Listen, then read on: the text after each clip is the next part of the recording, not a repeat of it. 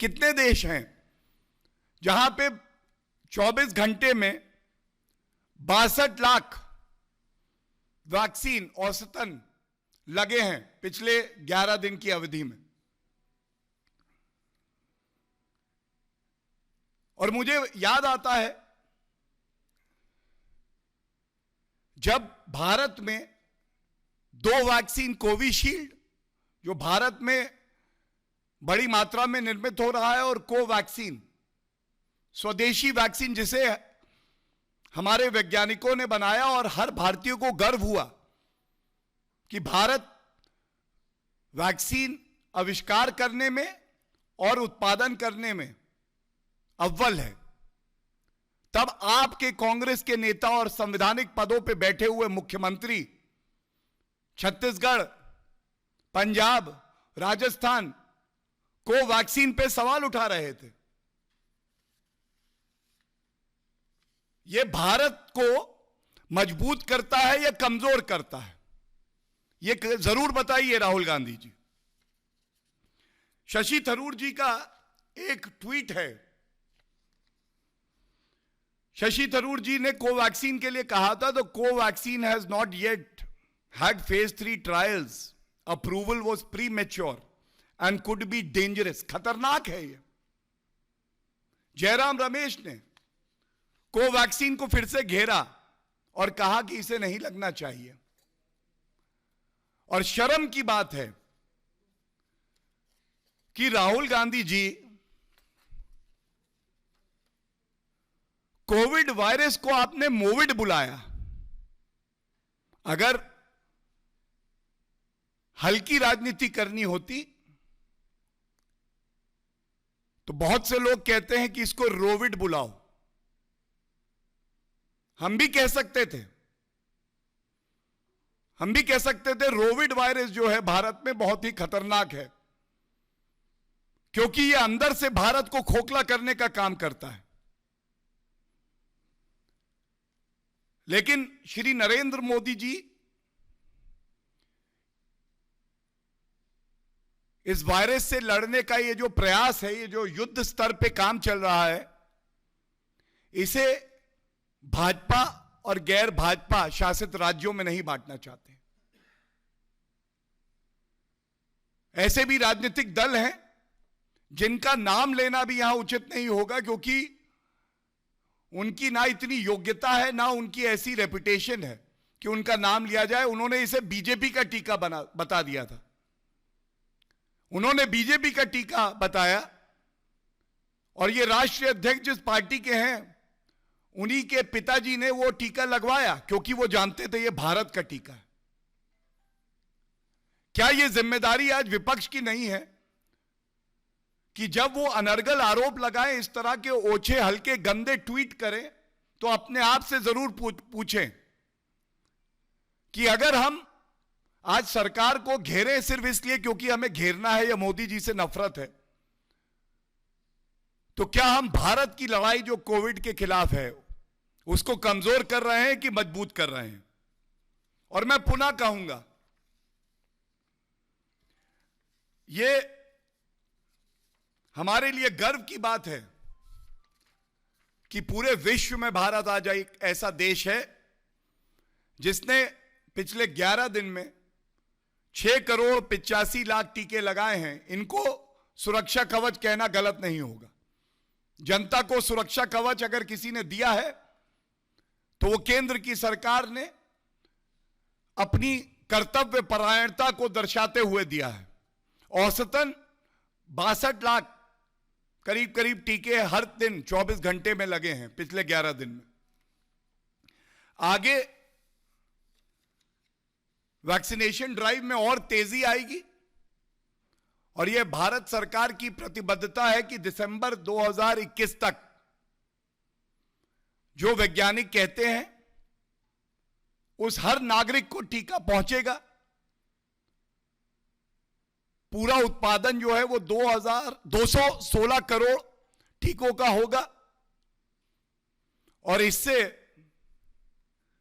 भारत बड़ी मजबूती से सुनिश्चित करेगा कि हम कोविड को परास्त करें।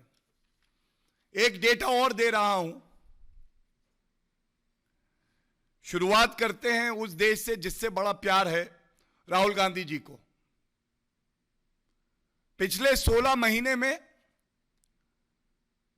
हर दिन, हर घंटे, हर सेकंड केवल और केवल भारत के नागरिकों की चिंता श्री नरेंद्र मोदी जी, स्वास्थ्य मंत्री हर्षवर्धन जी, सभी मंत्रियों ने नागरिकों की करी है। लेकिन इस समय में विदेश यात्रा पे भी आप गए हैं राहुल जी, और यह आंकड़ा खासकर आपके लिए है। भारत ने लगाई हैं 34 करोड़ डोजेस अभी तक। अमेरिका, जिसको एक विकसित देश कहते हैं, जिनके पास अपनी पर्याप्त मात्रा से ज्यादा रिसोर्सेज हैं, उन्होंने 32 करोड़ 60 लाख टीके लगाए हैं। जर्मनी ने 7 करोड़ 37 लाख टीके लगाए हैं। कनाडा ने 3 करोड़ 73 लाख टीके लगाए हैं। रूस ने 4 करोड़। इटली का बड़ा ध्यान है, चिंता है आपको, 5 करोड़ 10 लाख। ऑस्ट्रेलिया 76 लाख। जापान 4 करोड़ 50 लाख। ये आंकड़े इसलिए प्रस्तुत किए जा रहे हैं कि अगर कोई भी चर्चा करिए, आलोचना भी करिए, तो बड़ी जिम्मेदारी से करिए।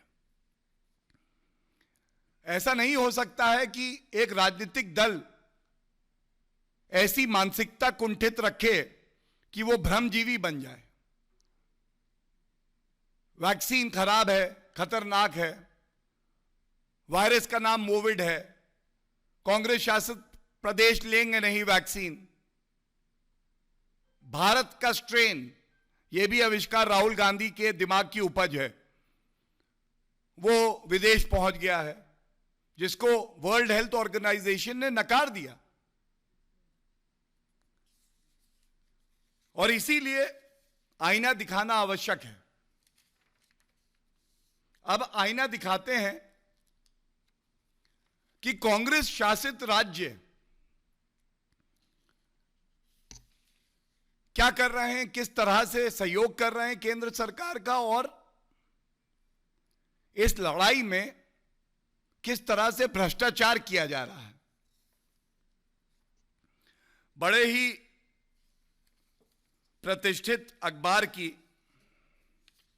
यह न्यूज है मेरे सामने, आपके समक्ष रख रहा हूं, और इसका सार क्या है वो भी रख दूं। जब आपदा आती है तो आपदा में अवसर ढूंढने का काम कोई करता है तो वो कांग्रेस पार्टी है। आपदा है, लोग चिंतित हैं, परेशान हैं, कैसे टेंडरों के दाम बढ़ा दिए जाए, मुनाफाखोरी करी जाए, जमाखोरी की जाए। राजस्थान में एक ऐसा ही मामला आया है। सेकेंड वेव से जब केंद्र सरकार, भाजपा शासित राज्य, मुख्यमंत्री जो भाजपा के हैं, वो दिन रात जनता की सेवा में समर्पित थे, उस वक्त राजस्थान की सरकार ने 20,000 कॉन्सेंट्रेटर ऑक्सीजन के खरीदे, और इस प्रतिष्ठित अखबार ने 1300, 1 नहीं, 2 नहीं, 10 नहीं, 20 नहीं, 100 नहीं, 1300 ऐसे कॉन्सेंट्रेटर को चेक किया। उन्होंने पाया कि अस्पतालों में लगाने के लिए ये जो कॉन्सेंट्रेटर लिए गए हैं, ये इस लायक भी नहीं थे कि ये निजी इस्तेमाल में किए जाए। और दुख की बात क्या है, मैं पंजाब में आऊंगा, बट याद दिला दें किस तरह से पंजाब में भी इसी तरह से घूसखोरी, मुनाफाखोरी हो रही थी वैक्सीन को लेके और फतेह किट को लेके। और अब सामने आया है कि जिस ऑक्सीजन कॉन्सेंट्रेटर का दाम खुले बाजार में 35,000 रुपए के आसपास था, वो 1 लाख रुपए में खरीदे गए, 1 लाख रुपए, 3 गुना ज्यादा मार्केट रेट से। और दुख की बात यह है कि ये सारे के सारे कॉन्सेंट्रेटर जो हैं जनता के काम भी नहीं आ पाए, ये धूल खाते रहे। लेकिन कांग्रेस को जो चाहिए था, आपदा में घूस खा के रुपया कमाना, कांग्रेस पार्टी की तिजोरी भरती रहे, वो काम कांग्रेस ने कर दिखाया। और इसके साथ अति आवश्यक है कि राजस्थान में यह पहली बार नहीं हो रहा।